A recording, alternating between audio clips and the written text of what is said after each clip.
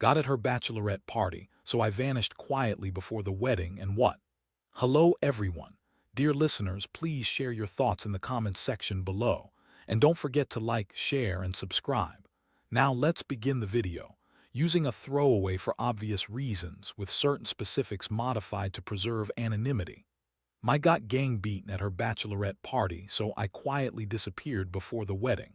What happened next left everyone speechless. I'm Jake, a 32-year-old guy, and I was supposed to get married last weekend to my 29. We'd been together for 3 years, living together most of that time. I truly believed she was the one.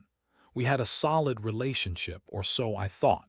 Went on her bachelor trip to Miami with 7 friends 2 weekends before the wedding, and I wasn't worried about it. We trusted each other completely. I figured they'd just have a few drinks, hit the clubs, maybe watch a stripper show, typical bachelorette stuff. I even dropped her off at the airport, kissed her goodbye, and told her to have fun. While she was gone, I hung out with my buddies. Wrapped up some wedding plans and picked up my tux. Everything felt normal. She kept texting me, saying how much fun she was having, how she missed me, all the usual stuff. She came back Sunday night looking exhausted but happy, saying they'd had a blast and she was glad to be home. Then Wednesday night, 3 days before our wedding, I got a message from an unknown number. The text said, "You should see what you did at her bachelorette party. She's not who you think she is." Attached was a video. For a split second, I almost deleted it, thinking it was spam or scam, but something made me open it. What I saw shattered me. It was in a hotel room with 2 guys. They were both doing things to her. She wasn't drunk or out of her mind. She was actively participating, even encouraging them. At one point, she looked into the camera, smiled, and said, "What happens in Miami stays in Miami, right?" Then burst into laughter. I watched the entire video, lasting 3 minutes and 42 seconds, and that was the end of everything I'd planned. My relationship, my future. I felt sick, physically sick. I didn't confront her right away. I needed time to process. I spent the night in the guest room, claiming I wasn't feeling well. The next morning, when she was at her final dress fitting, I called my best man, Tony, and showed him the video. He was just as stunned as I was. I needed someone to confirm that what I'd seen was real. "What are you going to do?" he asked. "I'm not getting married," I told him. On Thursday, I packed a few essentials while was out with her mom. I left her a note that simply read, "I know what you did in Miami. The wedding's off." I left my key and her engagement ring on top of it. Then I moved in with Tony temporarily and turned off my phone. I couldn't face the storm of messages coming my way. When I turned my phone back on Saturday morning, on what should have been our wedding day, I had 47 missed calls and over 60 texts. Julia's, that's her name now, friends and family were freaking out. Her messages ranged. Confused, "Where are you?" To panic, "Please call me." To guilt-tripping, "I made a terrible mistake, let me explain," and finally begging, "I'll do anything to fix this." Her parents called, furious that I'd abandoned their daughter, then confused when they learned why. Apparently, Julia had finally told them about the video after I couldn't be reached. I sent a mass text to our invited guests, saying, "The wedding has been canceled due to unforeseen circumstances. Sorry for the inconvenience." Then I shot a message to Julia saying, "There's nothing to discuss, it's over." It's been a week now. I've moved into an apartment, started settling into a new routine, and blocked her everywhere. But she keeps finding ways to contact me, claiming it was a drunken mistake and that it didn't mean anything. She insists she was caught up in the moment, pressured by friends. But I saw the video. She wasn't that drunk. She knew exactly what she was doing. Her cousin, who wasn't at the Bachelorette, reached out yesterday. She told me Julia was a wreck, barely eating, crying constantly. She begged me to talk to her. I told her no. I couldn't bear the thought of seeing her again, knowing what she did. The idea of standing at the altar, promising trust and fidelity, when she'd already broken those vows, I just couldn't do it. Some people say I was harsh leaving like this, but how can you ever come back from something like that? How can I ever trust her again? The woman I loved had betrayed me so intentionally right before our wedding. The pain and humiliation are overwhelming. I don't know what comes next, just taking it day by day, but there's no turning back. 2 weeks later, I want to thank everyone for the support and advice. It's helped more than I can say. I finally found out who sent me the video. It was the girlfriend of one of Julia's lovers. Apparently, he'd been bragging about it and she found the footage on his phone. Julia is still reaching out. She showed up at my new place, crying and begging to talk. I let her in because I was tired of the scene outside my door. Her explanation: she said she was drunk and that it was just physical. It didn't mean anything. Love you, she claimed, it was just a mistake. Same familiar excuses cheaters always use. But as she talked, the truth slipped out. She admitted they had all gone to a club that night, and her friends encouraged her to do one last fling. She said the guys weren't random strangers, they were people she'd met that same weekend. The night before I left for my trip, she swore she'd only made out with one of them. The more she explained, the clearer it became. This wasn't a spontaneous drunken mistake. It was flirting, planning, repeated deliberate choices over days. And some of her bridesmaids not only knew but also filmed it. Women I'd called friends. When I pointed this out, she got defensive. She said, "It's normal to have a final fling before marriage. Lots of people do that." That's when I lost it. I told her, "Normal? You think betraying someone you claim to love is normal?" Participating in a threesome a week before our wedding on camera, that's normal now. She cried harder, saying I was cruel and unforgiving, that if I really loved her I'd understand it. Was just a mistake and try to forgive her. I just laughed. "If you loved me, you wouldn't have fed two guys at your bachelorette party," I said.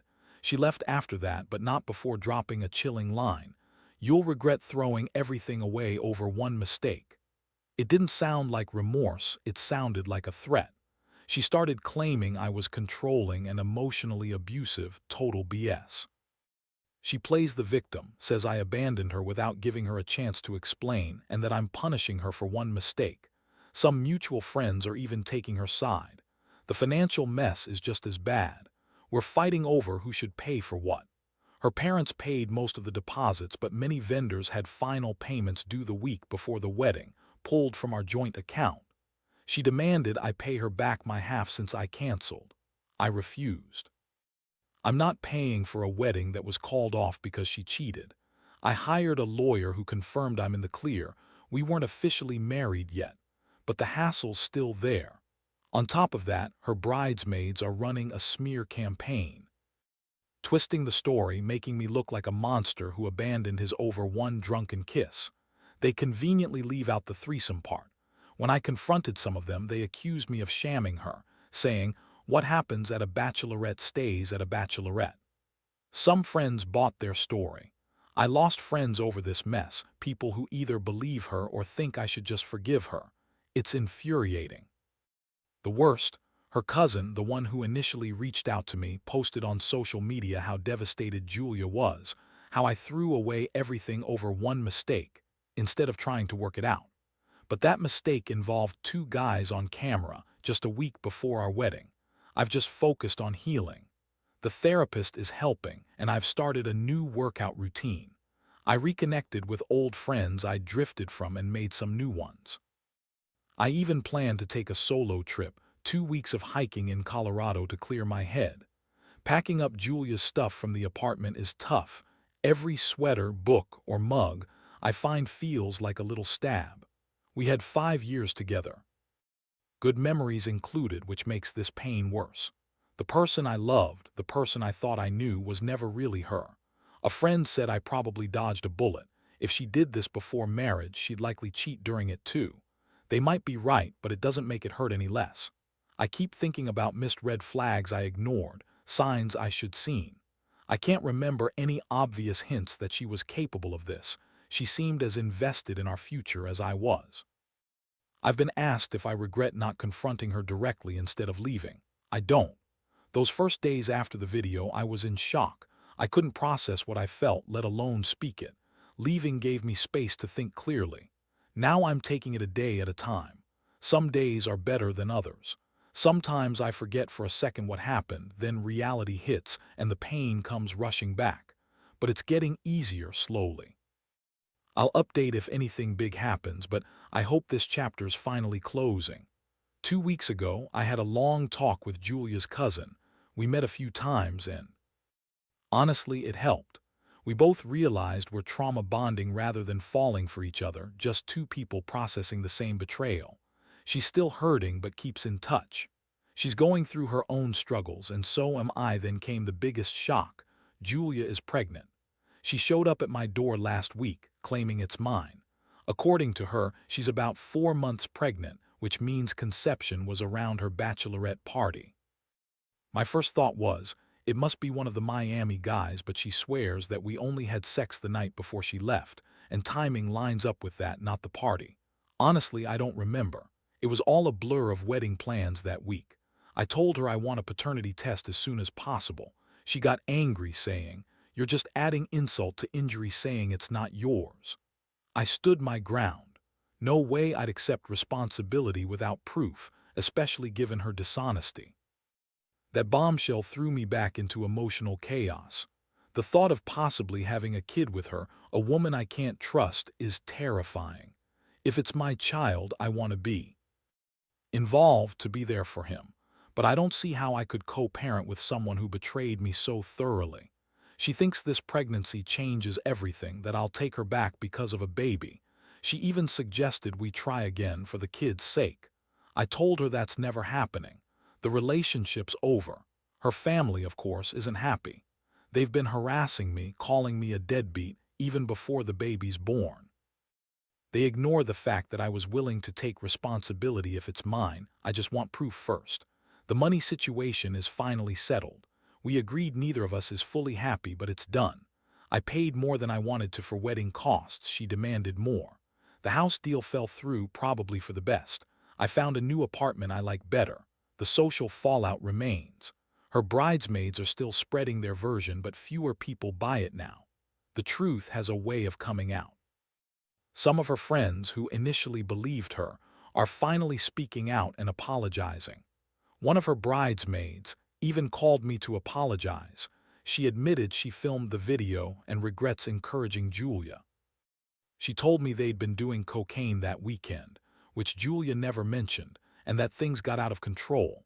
It adds some context, even if it doesn't excuse anything. Also confirmed that Julia had cheated on me before, about 2 years ago, with a. Her friends helped cover it up. Hearing that was devastating, but also confirmed I'd made the right call in ending things. Knowing this wasn't just a one-time mistake but a pattern reassures me I wasn't overreacting. Seeing her deception repeated again, seconds before our wedding, made trust impossible. Her repeated betrayals broke what little trust we still had. As for the baby, Julia admitted she contacted both Miami guys when she realized she was pregnant. One blocked her immediately. The other, a married guy, is divorcing and wants nothing to do with the kid. His wife is filing for divorce, too. She learned about him, either from the video or elsewhere. Julia is facing single motherhood with 2 men who want no part of her or the child. Her family, quick to condemn me, are now trying to support her through her struggles. Her dad, who once caused a scene at my office, now avoids eye contact. The social repercussions are harsh. Her friends have distanced themselves. Her career has suffered. She's taken leave for mental health and pregnancy complications. Rumor has it she lost a job opportunity she was eyeing. Some say I should feel vindicated, but honestly I only feel sad for the years wasted, for the future that's gone, for the kid who's about to be born into all this mess. Mostly, I feel relieved. Relief that I found out who she really was before tying my life to her. Relief that I'm not caught in a child support nightmare or living with that shadow over me. I finally closed that chapter. The new apartment feels like home. I've got a good job, I even got a promotion. I reconnected with friends, started dating again, nothing serious, just casual, and I'm feeling better. The therapy helps. I've worked through a lot of the trust issues. The financial side is finally behind me. The lawyer sorted everything out. Julia came last week to pick up her remaining things from storage. There's nothing left tying us. And I still meet occasionally. We're genuinely friends now. She's dating someone new. I think we're both grateful for how everything unfolded, even if it wasn't pretty. I think this will be my final update. Julia made her choices and she's living with her consequences. I've come to peace with what happened, focusing instead on building a new life. In a strange way, I'm thankful for that anonymous video, for exposing her lies, for giving me a chance to start fresh. Without it, I might be married to her now, oblivious, maybe raising someone else's kid. Instead, I'm free. Free to find someone trustworthy, to trust again, and to be happy. So if you're out there going through something similar, hold on, it gets better. The pain might not ever fully disappear, but it fades. Life moves on, and sometimes the worst betrayals turn into new beginnings we never saw coming. Thanks for sticking with me through this. If you liked this story, please like, share, subscribe. Take care.